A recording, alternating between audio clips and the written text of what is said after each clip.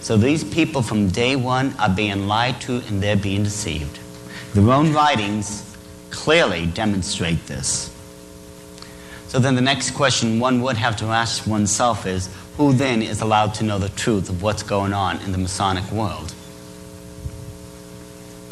We must create a super right, which will remain unknown, to which we will call those Masons of high degree whom we shall select.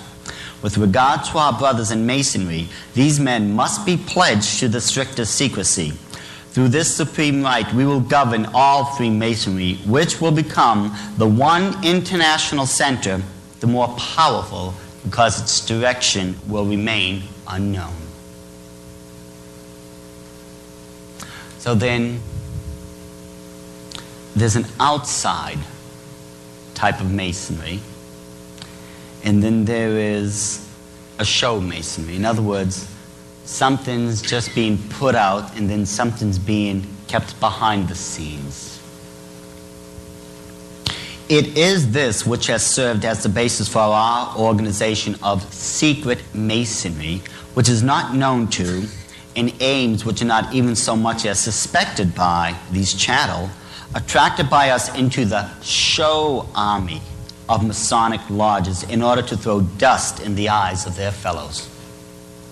They also go on to state, Gentile Masonry blindly serves as a screen for us and our objects. This is pure Illuminati doctrine we're talking now.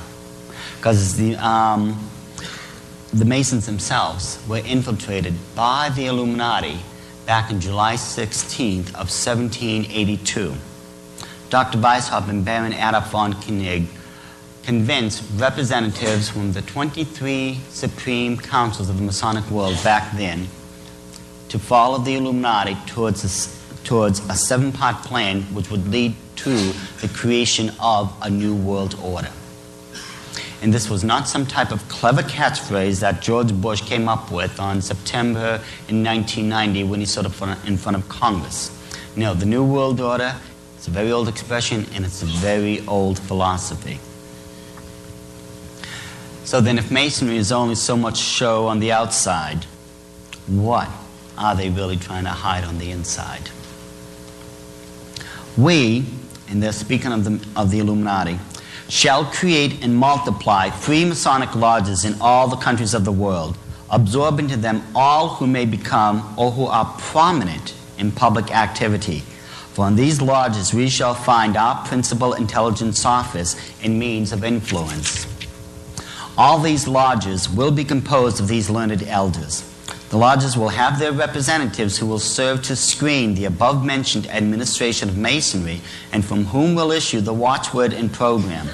The most secret political plots will be known to us and will fall under our guiding hands on the very day of their conception. You want to know why so many wealthy people, so many powerful political people, why so many intelligent individuals are brought and recruited into the Illuminati, or in this case in the Masons? I think we already know the answer. Because through these people, their influence have multiplied in ways we can't even begin to imagine. But what's even more amazing, historically speaking, there was many, many people who were actively trying to warn America and others about what was going on in the Masonic lodges and what was going on with the Illuminati. But how many people were listening? In a letter dated 1785 from George Washington to the Reverend G.W. Snyder, he states, Reverend Sir, it was not my intention to doubt the doctrine of the Illuminati and the principles of Jacobinism had not spread in the United States. On the contrary, no one is more satisfied of this fact than I am. And he was the first master of the Alexandrian Masonic Lodge. But once he found out what was going on, he left only to fight against all this. 1798, the Reverend Jebediah Morse, who was the father of Samuel Morse, preached this part of a sermon, he stated, "The Order of the Illuminati has its branches established and its emissaries at work in America." The president of Harvard University, Joseph Willard, on July 4, 1812, stated, "There is sufficient evidence that a number of societies of the Illuminati have been established in this land. They are doubtless striving to secretly undermine all our ancient institutions, civil and sacred. These societies are clearly leagued with those of the same order in Europe. We live in an alarming period. The enemies of all order are seeking our ruin. Should infidelity generally prevail, our independence would fall, of course. Our republican government would be annihilated." Sir Winston Churchill, 1920, 3 years after the Bolshevik Revolution had taken place and they seized Russia. "From the days of Spartacus Weishaupt to those of Karl Marx, to those of Trotsky, Bela Kun, Rosa Luxemburg, and Emma Goldman, this worldwide conspiracy has been steadily growing. This conspiracy played a definitely recognizable role in the tragedy of the French Revolution. It has been the mainspring of every subversive movement during the 19th century. And now at last, this band of extraordinary personalities from the underworld of the great cities of Europe and America have gripped the Russian people by the hair of their heads and have become practically the undisputed masters of that enormous empire." Nestor Webster, in the 1920s, stated, "While these events," she was talking about the early stages of the French Revolution, "were taking place in Europe, the New World," speaking of America, "had been Illuminized. As early as 1786, a lodge of the Order of the Illuminati had been started in Virginia, and this was followed by 14 others in different cities. And one of them in particular was in New York City. The governor who headed this particular lodge of the Illuminati was Governor DeWitt Clinton.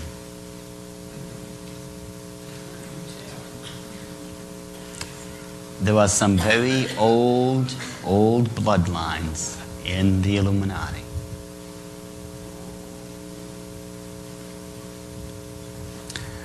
One of my favorites, the report of the California Senate Investigating Committee on Education, 1953. So-called modern communism is apparently the same hypocritical and deadly world conspiracy to destroy civilization that was founded by the secret order of the Illuminati in Bavaria on May 1st, 1776, and that raised its hoary head in our colonies here at the critical period before the adoption of our federal Constitution." This was back in 1953, not too far away. Time and time again, people have been trying to warn others about what has really been going on in this world. That there is a conspiracy, and that this conspiracy is headed by those people who are following Lucifer. These people are known as the Illuminati. They have their puppets and front men throughout the world. And unfortunately, with the Masons, as I stated before, 95% of them have been duped. They've been lied to. Most of them, they have been trying to do a good work. They really have been. Think of the Shriners hospitals, Shriners burn centers, the Shriners circuses. So many of them are trying to do a good work, but they have been lied to. They have been used as front people for over 200 years now. And what's interesting, do you know most of them have never read any of their own books from cover to cover? I'll tell you right now, if they really did, and if they would just read some of the stuff we have just gone over, I believe they would begin to understand that they have been lied to and that they have been used.